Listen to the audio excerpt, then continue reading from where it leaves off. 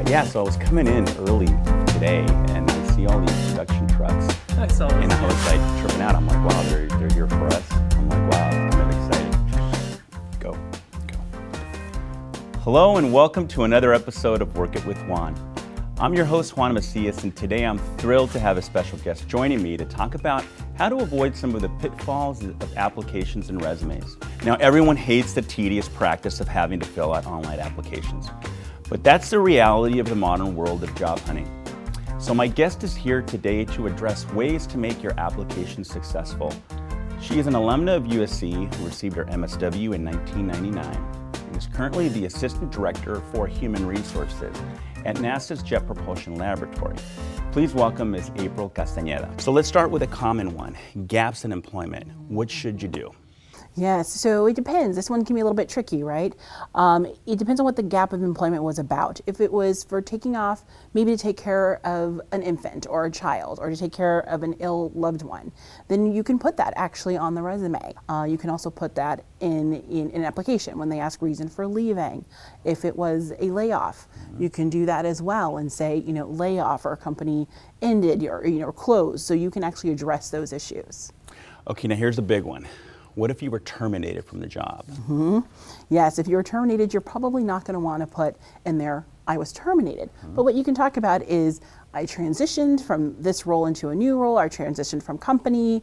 The other thing is you can think about, as you leave, you often have options too to negotiate with that organization on whether or not you can list it as a resignation versus a termination.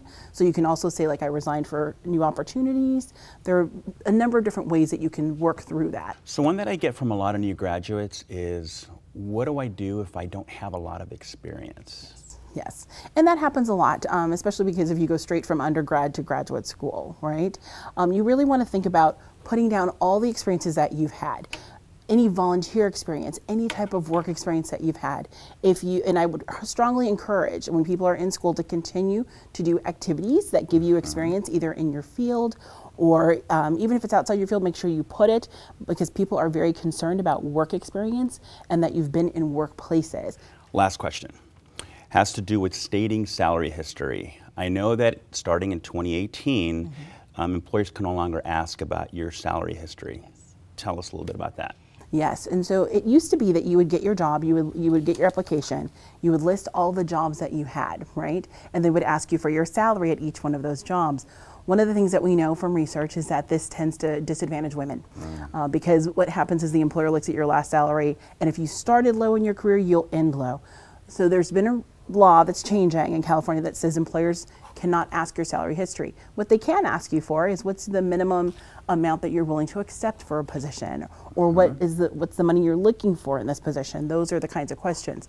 Some employers may not have figured that out yet, that it's changing. And if they do ask you for a salary history, I usually would leave it blank, I would say, on your application process. If they talk to you and ask you, you can say, oh, I understood that the law was changing, and so I left it blank because I thought maybe you hadn't updated your application yet.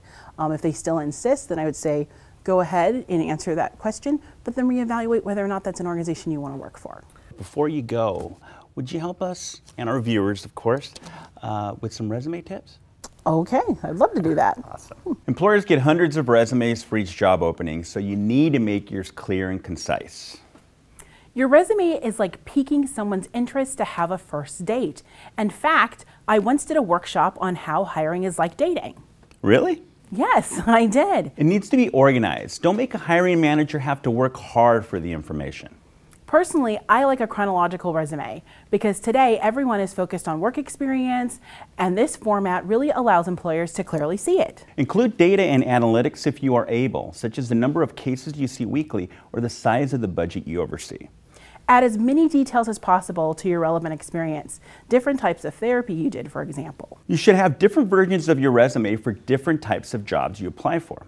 And identify keywords for the job description as to the minimum requirements and weave those into your resume. And finally, proofread, proofread, proofread. I cannot stress that enough. If an employer sees typos in your resume, they may think that this is the standard of detail they can expect from you during employment and not want to go any further. As always, for more information on applications and resumes, or for a full transcript of April's interview, visit suzanne.dworak-peck.usc.edu/career. Join us again next month as we continue to build your professional development.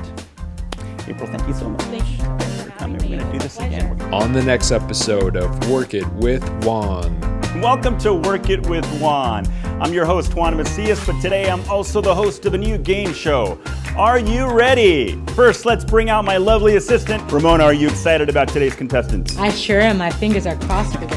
He's an MSW class of 2011. Here's Sean Tate. She's an MSW class of 2012. Welcome, Nikita Hearns. You have 30 seconds on the clock to get that job. Are you ready? Yes, I am. Thank you very much. This is Juan Macias. I'm signing off. We'll see you here next time.